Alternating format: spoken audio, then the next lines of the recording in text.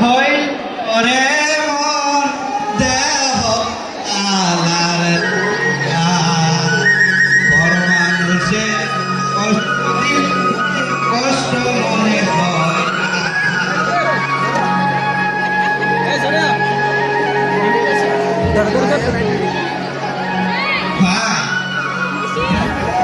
এই সুন্দর হয়েছে দেখতে সব কি গো কি করো জুতা খান মুছতেছি রে জুইতা খান মুছতেছি দেখ জুইতা খান কি ফাইন লাগতেছে না কুষ্টা যদি না খাই তো আরো 8 বছর পড়া যাবে পড়া তো যাবে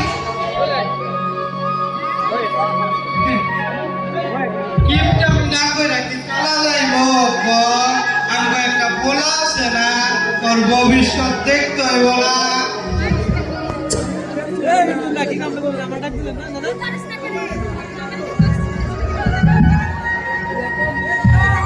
মনে তো জুতাগুলো দেখে মনে হচ্ছে এখনই বাজার থেকে কিনে আনছো না তা তো দেখা যাবে ফাইন সেই সুন্দর লাগতেছে চুপ করো সারা জীবনে কিপটামি করে গেলাম হ্যাঁ কিপটামি ছাড়া কি তোমার আর কোনো কাজ নাই কিপটা আমি না হইব না বুঝছ না শুনো কিপটামি করে কোনো লাভ নেই। তাহলে কি করবো বড় হইয়া কিছুই করবো না নিজের টাকা নিজে খাও পরে দেখা যাবে ছেলে কি করে এই বলে কি ছেড়ে রেখে পড়া লাগতো না ভালো লাগবে না শুনো বাজার থেকে মাছ নিয়ে আসবো বাজারে মাছ আসলে এখন মাছে ফরমালিন দেওয়া রাখে বৈশাখের মাছ আষাঢ়ে খায় আষাঢ়ের মাছ শ্রাবণে খায় চুপ করো তোমার এসব শোনার জন্য আমি আসিনি হ্যাঁ আমি মাছ খেতে চাই আমি আসি না মাছ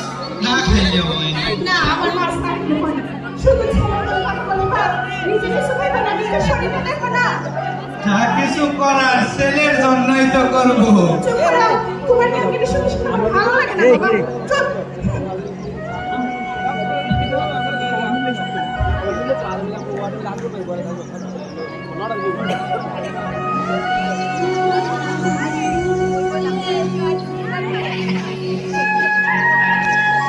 কই গো শুনছো আমাকে একটা কাজ বানিয়ে দিয়ে যাও তো আসতেছি আরে বাবা আমি এখন বের হয়ে যাব ভাল লাগে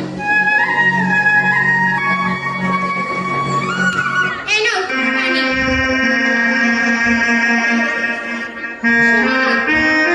আরে বাবা পানিটা খেয়ে নিই না আপনার কি মনে শোনার কি টাইম নেই হ্যাঁ বলো কি হয়েছে লিপস্টিক আনবে শেষ হয়ে গেছে এ বাবা লিপস্টিক বুঝি ওরে আমার ফুলটা আচ্ছা শোনো এই আসবো আমার জিলাপি আচ্ছা আচ্ছা তুমি বাবা মাকে জিজ্ঞেস করো ওনাদের কিছু লাগবে কিনা আসার সময় একবারে নিয়ে আসো কি যে একটা লিপস্টিকের কথা বললে এখন বাবা মার কি লাগবে কোনোদিন তো বলতে শুনলাম না তোমার কি লাগবে বলো আমি নিয়ে আসি আচ্ছা আমার লক্ষ্মী ফুলটুসি রাগ করে না আমার লিপস্টিক লাগবে না হায় আল্লাহ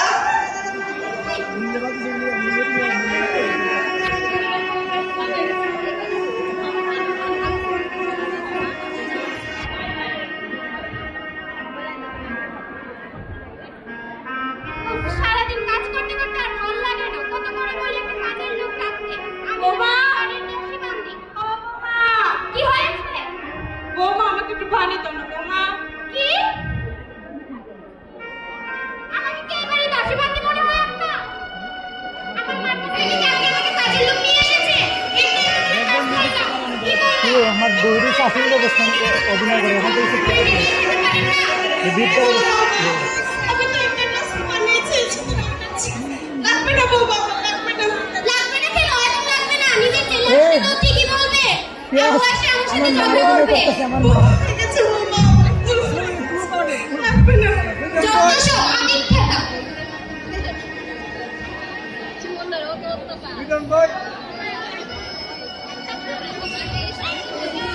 সারাদিন কাজ করতে করতে নিজের যত্ন নিতেই সময় পাই না কি হয়েছে আমার এই অবস্থা নীলা নীলা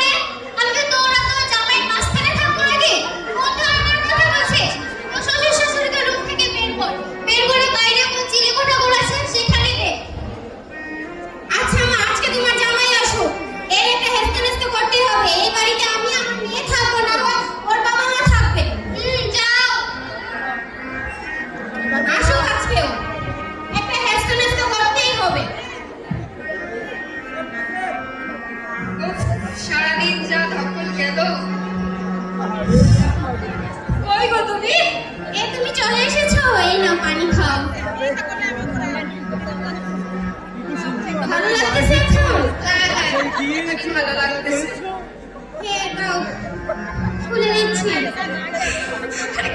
না, আমি খুলতে পারবো। শোনো না, তোমার সাথে আমার কিছু কথা আছে। বলো, কি বলবে? এই বাড়িতে তো দুইটা রুমই আছে।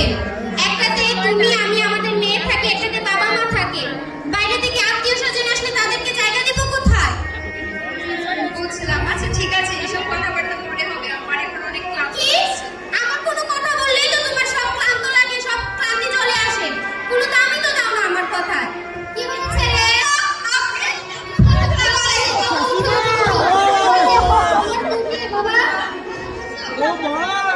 আপনি বসেন, আপনি বসেন, আম্মা আপনি বসেন। কিরে নীলা, জামাই অফিস থেকে এসেছে, জামাইকে শরবত বানিয়ে দে। পানি দিয়েছি না? না আম্মা, আপনার মেয়ে আমাকে পানি খাওয়াইছে, ওইটাই আমার কাছে শরবতের মতো লাগছে আম্মা। চিৎকার করছিস কেন জামাইয়ের সাথে? চিৎকার করবে না মা, তুমি যে এসেছো তোমাকে আমি থাকতে দিব কোথায়? ছি ছি ছি, এসব কি বলছিস মা? তোকে কত করে বলি শ্বশুর শাশুড়ি সেবা যত্ন করবি, শ্বশুর শাশুড়িকে নিজের বাবা মায়ের মতো রাখবি। তুই বলছিস কি? বাবা তুমি আমার মেয়ের কথা কিছু মনে করো না বাবা, আমি একটু পরেই চলে যাব। না না আম্মা, আপনি কেন চলে যাবেন? আপনি আমার বাড়িতে আসছেন, এক মাসের আগে যাবেনই না। আপনি বসেন আম্মা, বিশ্রাম করেন। আর শোনো, আমি আব্বা আম্মার সাথে কথা বলবো, দেখি এই ব্যাপারে কি করা যায়। আজকের মধ্যে একটা হেস্তা নেস্তা করবা, ঠিক আছে? আচ্ছা বাবা, ঠিক আছে, ঠিক আছে, যাও।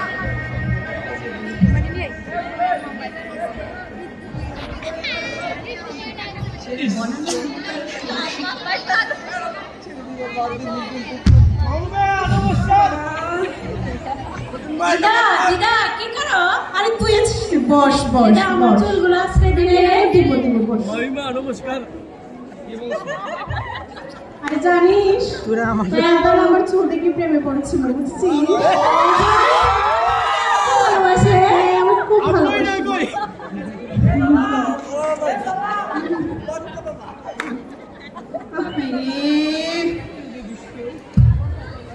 ইস চুলে এত জট কেন? হ্যাঁ আশ্রয় রাখতে পারিস না?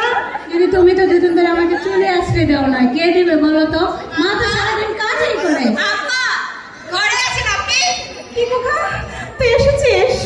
খোকা তোর শরীর ঠিক আছে তো বাবা? ঠিক আছে, ঠিক আছে আম্মা, ঠিক আছে। শুনেন, আপনার সাথে একটা দরকারি বিষয়ে কথা বলতে আসছি। কি দরকার বাবা? আসলে আম্মা, আপনি তো দেখলেন আমার শাশুড়ি আম্মা আসলো। ইনি তো আর সবসময় এসে আমার বাড়িতে বসে থাকেন না, না? তাই আমি একটা সিদ্ধান্ত নিয়েছি, এখন আপনার যদি কোনো সমস্যা না থাকে তাহলে সেটা আমি বলবো। কিন্তু কি সিদ্ধান্ত বাবা? দেখেন আম্মা, আমাদের বাড়িতে মাত্র রুম হচ্ছে 2টা। এখন আমার শাশুড়ি কই থাকবে বলেন? তাই আমি ঠিক করেছি আপনাকে আর বাবাকে কিছুদিনের জন্য বৃদ্ধাশ্রমে রেখে আসবো। আরে কি বাবা, আরে কি? তোকে ছাড়া না থেকে ছাড়া যাবো থাকতে পারবো না বাবা। বাবা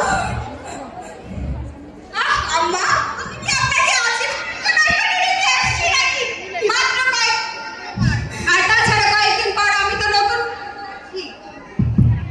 ওইখানে গিয়ে আপনাদেরকে নিয়ে যাব। ঠিক আছে বাবা, ঠিক আছে। আর শুনেন, আব্বাকেও বলবে ওনার সব জিনিসপত্র রাখে। ঠিক আছে বাবা, তুই যা বাবা। কাবিস না বউ।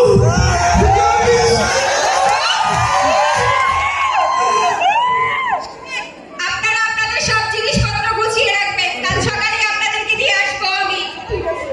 বাবা শুনছো? তোমার ছেলে শেষ পেশ আমাদেরকে বৃদ্ধাশ্রমে পাঠালো।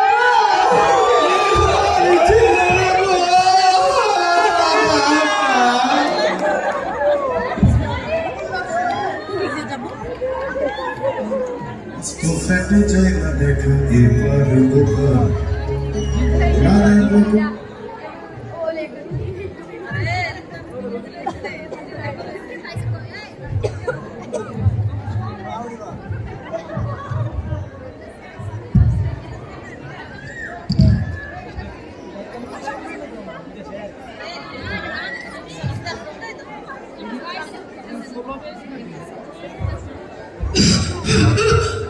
কি হয়েছে মা আপনার? কি হয়েছে? আমাকে বলেন। এসেছি বলে।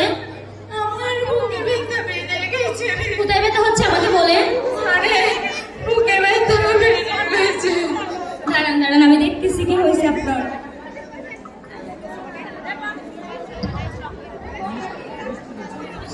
মা চলে চলে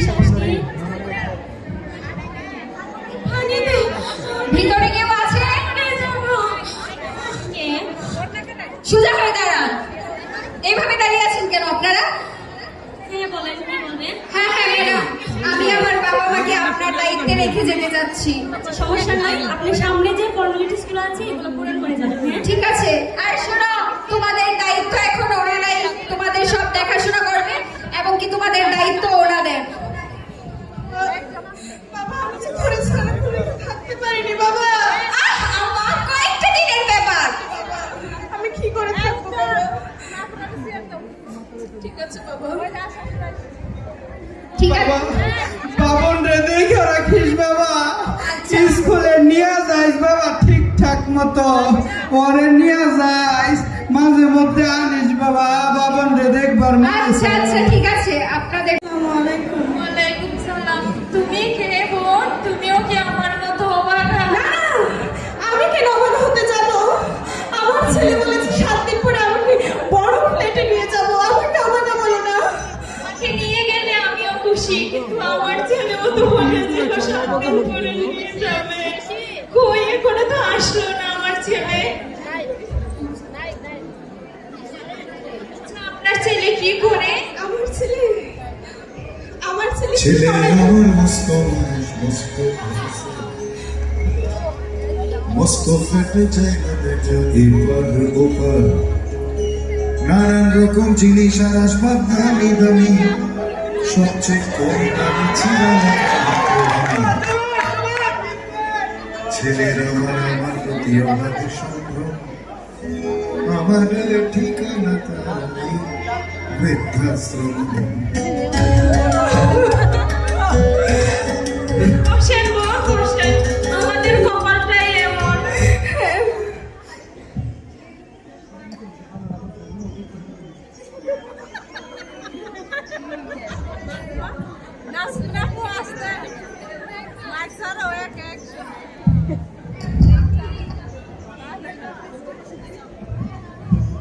উফ, কয়টা বাজে? 3টা বেজে গেছে, এখনো আমার মেয়েটা আসেনি কেন? এখন তো খুব চিন্তা হচ্ছে। মা তুমি এসেছো? হ্যাঁ মা, আমি এসেছি। মা বসো। আজকে এত দেরি কেন হয়েছে? এই ব্যাগটা খোলো মা।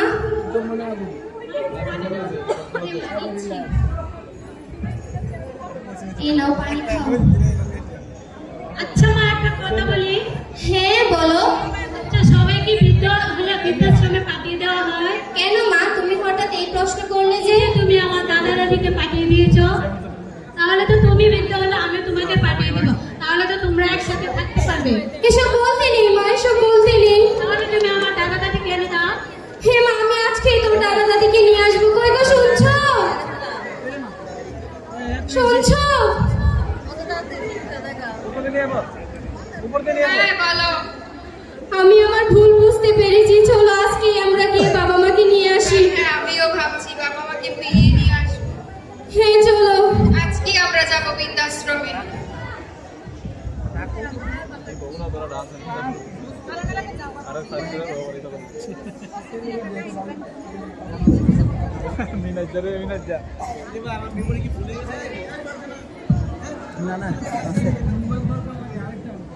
চলো আজ বাবা মাকে বাড়িতে দিয়ে আসবো।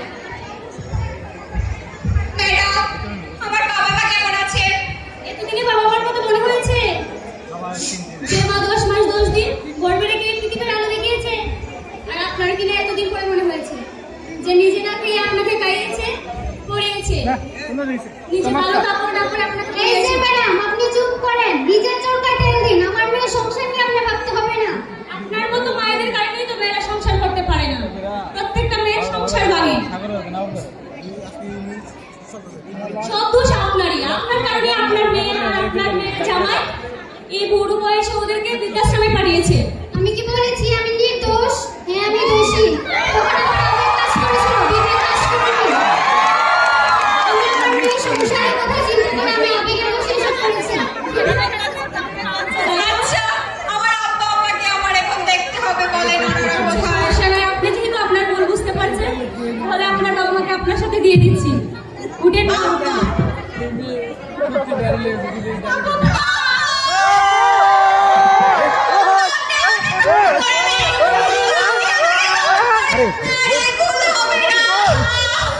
ভুল হয়ে গেছে মা, ক্ষমা করে দিন।